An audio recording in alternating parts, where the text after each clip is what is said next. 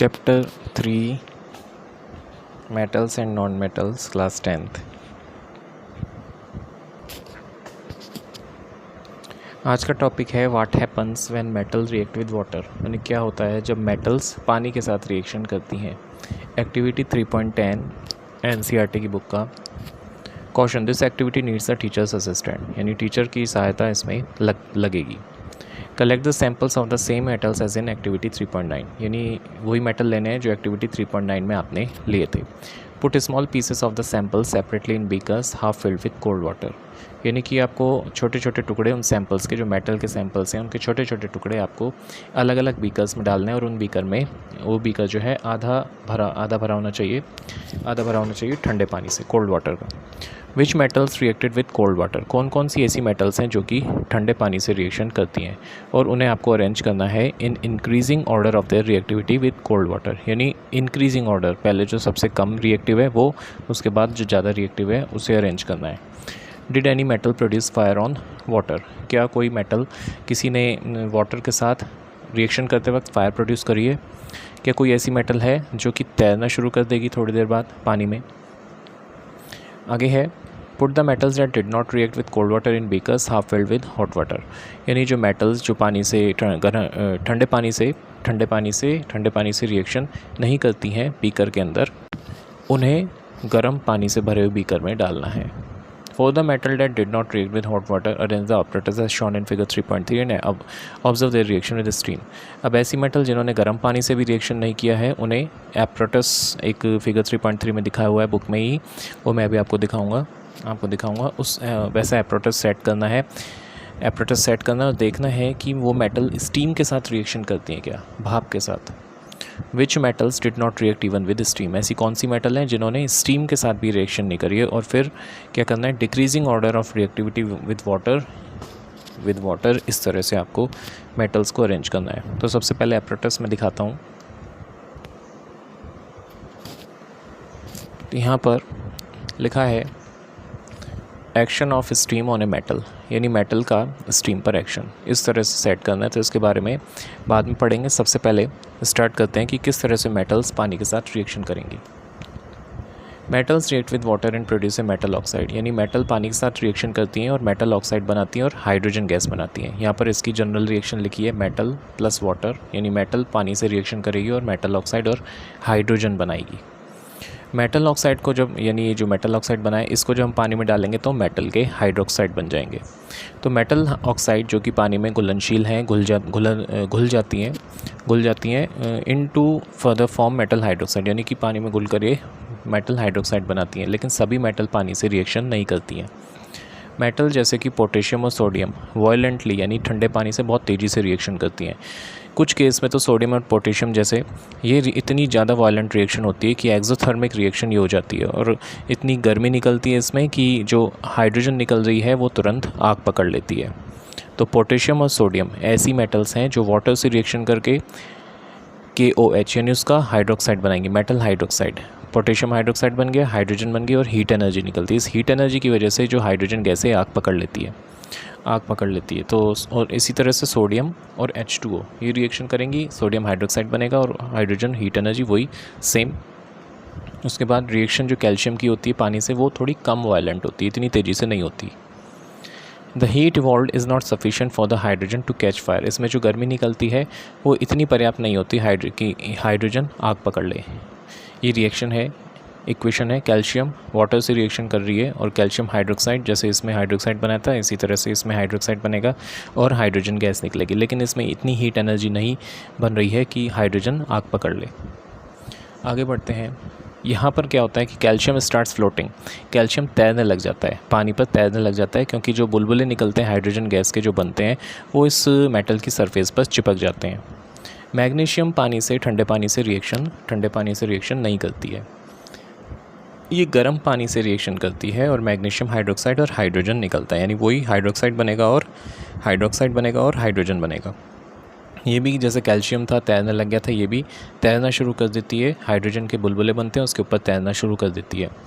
Metal जैसे कि aluminium, iron और जिंक ये ना तो ठंडे पानी से ना ही गर्म पानी से रिएक्शन करते हैं, लेकिन ये स्टीम यानी भाप जो होती है उससे रिएक्शन करके मेटल के ऑक्साइड बनाते हैं और हाइड्रोजन बनाते हैं। यहाँ हाइड्रोक्साइड नहीं बन रहा, मेटल का ऑक्साइड बन रहा है, ध्यान देने योग्य है, और हाइड्रोजन बन रहा है।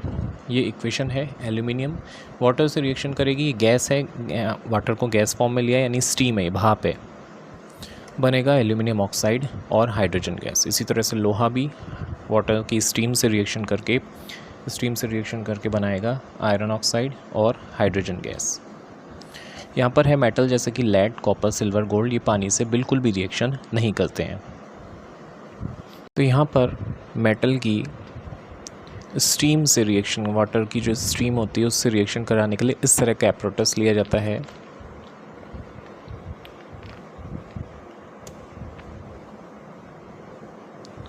इसमें है, यहाँ पर एक टेस्ट ट्यूब है, तिरछी लगाई हुई है हॉरिजॉन्टल फॉर्म में, और यहाँ कॉक लगाया हुआ है, इसके अंदर ग्लास वूल है जो कि पानी में भीगा हुआ है, और यहाँ पर मेटल का सैंपल, जैसे कि या तो एल्यूमिनियम ले लिया या आयरन ले लिया, जिनकी स्टीम से रिएक्शन कराई थी वो है यहाँ पर सैंपल है, मेटल का सैंपल। उसके बाद यहाँ कॉर्क लग रहा है, और यहाँ से एक डिलीवरी ट्यूब जा रही है, दूसरे कंटेनर में जा रही है, बीकर में जा रही है, और वहाँ पर एक उल्टी टेस्ट ट्यूब रखी है, और इसमें यहाँ पानी भरा हुआ है। यहाँ पर जब इसको बर्न करते हैं तो यहाँ से स्टीम बनती है पानी की, और इससे फिर धीरे धीरे रिएक्शन होती है। इस रिएक्शन में हाइड्रोजन गैस ही बनती है, ऑक्साइड बनेगा, इसका ऑक्साइड बन जाएगा और हाइड्रोजन गैस बनेगी। हाइड्रोजन गैस इस डिलीवरी ट्यूब से यहाँ होती हुई बबल्स के रूप में हमको यहाँ दिखाई देगी और यहाँ कलेक्ट हो जाएगी। तो इस तरह से हम एक्शन कराते हैं मेटल का स्टीम के साथ, और ये एक इम्पॉर्टेंट डायग्राम है, बोर्ड में आ भी चुका है। अब आगे बढ़ते हैं नेक्स्ट टॉपिक पे। What happens when metals react with acid? क्या होता है जब मेटल्स एसिड्स के साथ रिएक्शन करती हैं? आप पहले ही पढ़ चुके हैं कि मेटल्स एसिड के साथ रिएक्शन करके सॉल्ट और हाइड्रोजन गैस बनाती हैं। ये जनरल इक्वेशन है। मेटल जब डाइल्यूट एसिड से रिएक्शन करेगा तो बनेगा सॉल्ट, उस मेटल का सॉल्ट बनेगा जिससे रिएक्शन हुई है, और बनेगा हाइड्रोजन। एक्टिविटी 3.11 यहाँ लिखा है मेटल्स, सारी की सारी मेटल्स एक तरह से रिएक्शन नहीं करती हैं। Activity 3.11 collect all the metal samples except sodium and potassium again, यानी कि सभी मेटल सैंपल कलेक्ट करने हैं सिवाय सोडियम और पोटेशियम के। यदि सैंपल टार्निश हो गए हैं, उन्हें क्लीन करना है सैंड पेपर से, यानी थोड़े से भी रफ़ ख़राब हो गए हैं, पुराने पड़ जाते हैं, टार्निशिंग हो जाती है, तो उन्हें बिल्कुल साफ़ करना है एक सैंड पेपर से, रेगमाल से साफ़ करना है, सैंड पेपर से साफ़ करना है। उसके बाद है कॉशन, सावधानी। Do not take sodium and potassium, क्योंकि ये बहुत तेज़ी से ठंडे पानी के साथ भी रिएक्शन कर जाते हैं। Put the sample separately in test tube, यानी कि अलग अलग टेस्ट ट्यूब में इन सैंपल्स को रखना है जिसमें कि डाइल्यूट हाइड्रोक्लोरिक एसिड होता है। इनमें थर्मोमीटर सस्पेंड करना है, लटकाना है इन टेस्ट ट्यूब में, ताकि इनके बल्ब एसिड में डूबे रहें। ऑब्ज़र्व करना है rate of formation of bubbles carefully, ध्यान से जो बुलबुले बन रहे हैं उनको ऑब्ज़र्व करना है, कितनी तेज़ी से बनते हैं।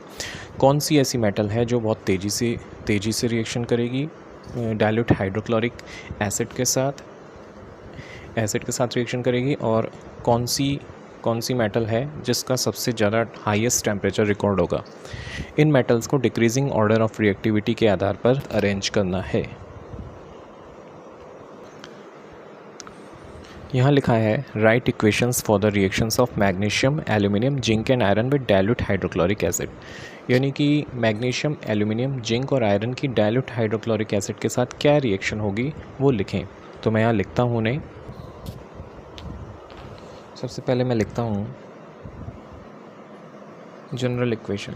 मेटल जो होगा वो डाइल्यूट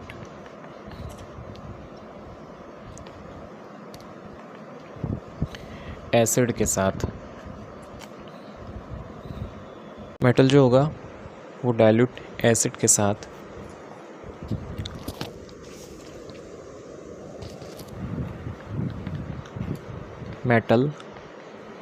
उस मेटल का सॉल्ट बनाएगा, और साथ में हाइड्रोजन गैस रिलीज़ होगी। हाइड्रोजन। मान लीजिए सोडियम की रिएक्शन यदि कराते हैं HCl से, ये डाइल्यूट HCl है, तो जो बनेगा वो होगा मेटल सॉल्ट। मेटल सॉल्ट यानी इस मेटल का सॉल्ट, यानी Na रिएक्शन करेगा Cl से तो बनेगा NaCl और निकलेगी हाइड्रोजन गैस। यहाँ मैं लिख देता हूँ, ये गैस हो गई और ये एक्वस फॉर्म जलीय रूप में, और यहाँ पर सॉलिड लिया है ये, और इसको बैलेंस करने के लिए मैं लगा देता हूँ यहाँ 2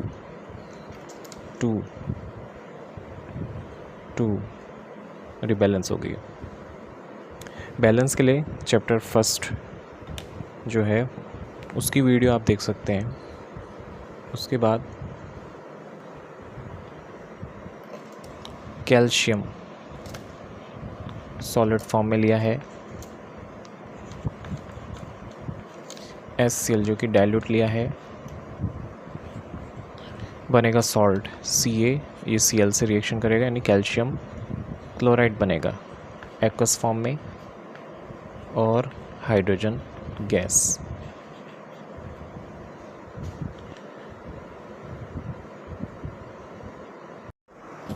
मैग्नीशियम की सल्फ्यूरिक एसिड के साथ रिएक्शन है। यहाँ मैग्नीशियम और ये सल्फेट जो सल्फ्यूरिक एसिड का SO4 है, इसके साथ रिएक्शन होगा, ये हाइड्रोजन अलग हो जाएगा, ये तो बनेगा MgSO4, मैग्नीशियम सल्फेट बनेगा जिसका केमिकल फॉर्मूला है MgSO4 प्लस हाइड्रोजन गैस बनेगी। ये गैस है।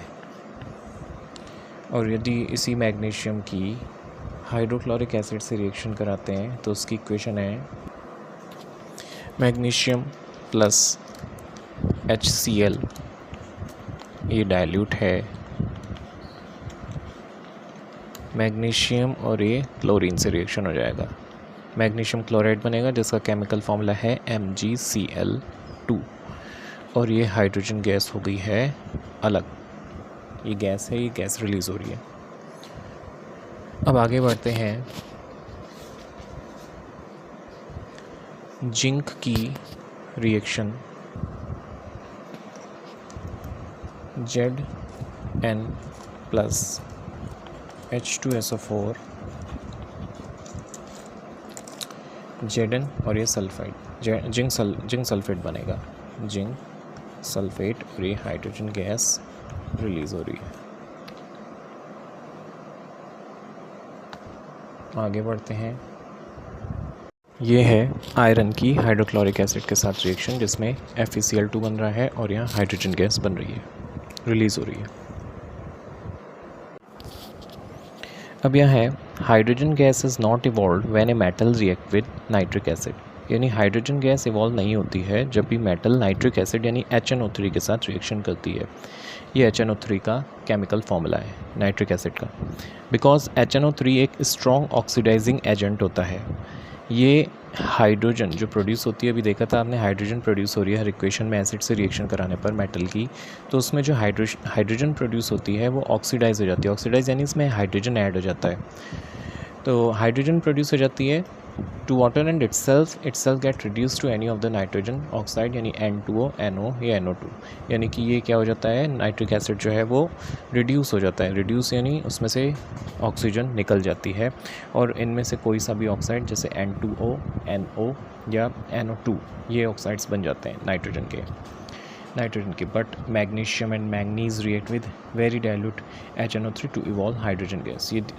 लेकिन मैग्नीशियम और मैंगनीज जो होते हैं वो बहुत ज़्यादा डाइल्यूट HNO3 यानी नाइट्रिक एसिड से रिएक्शन कर लेते हैं और उसमें हाइड्रोजन गैस निकलती है। आपने देखा होगा कि एक्टिविटी 3.11 में कि rate of formation of bubbles was the fastest in the case of magnesium, यानी मैग्नीशियम में जो बुलबुले बनते हैं, हाइड्रोजन गैस के बुलबुले बनते हैं, बहुत तेज़ी से बनते हैं। The reaction was also the most exothermic, यानी बहुत ज़्यादा गर्मी निकलती है उस रिएक्शन में। रिएक्टिविटी डिक्रीज़ होती है किस तरह से, मैग्नीज़ जो है सबसे ज़्यादा रिएक्शन करता है बहुत तेज़ी से, उससे कम एल्यूमिनियम, उससे कम जिंक और सबसे कम आयरन। कॉपर के केस में क्या होता है, बुलबुले दिखाई नहीं देते हैं, टेम्परेचर भी अनचेंज रहता है। ये दिखाता है कि कॉपर डाइल्यूट HCl के साथ रिएक्शन नहीं करता है। रिएक्शन नहीं करता है। उसके बाद आगे है aqua regia. Aqua regia Latin for royal water, यानी कि लैटिन वर्ड है एक्वा रेजिया और इसका मतलब होता है रॉयल वाटर। ये एक फ्रेशली प्रिपेयर्ड मिक्सचर होता है जिसमें कि कॉन्सेंट्रेटेड हाइड्रोक्लोरिक एसिड और कॉन्सेंट्रेटेड नाइट्रिक एसिड 3:1 के क्वांटिटी में लिया जाता है। ये अपने अंदर सोना जो गोल्ड होता है उसको घोल सकता है। इवन तो neither of these acids can do so alone, और इन दोनों में से जो कि HCl और नाइट्रिक एसिड है, अकेला कोई सा भी एसिड ये काम नहीं कर सकता। एक्वा रेजिया एक बहुत ज़्यादा कोरोसिव फ्यूमिंग लिक्विड है, यानी इसमें से फ्यूम निकलता है और ये क्या कर सकता है, कोरोसिव यानी ख़राब कर सकता है, बर्न कर सकता है, किसी भी चीज़ को या मेटल को ख़राब कर सकता है। आगे है it is one of the few reagents that is able to dissolve gold and platinum. ये उन रिजेंट्स में से है, अभिकर्मकों में से है, जो कि सोना और प्लेटिनम उन्हें डिज़ोल्व कर सकते हैं।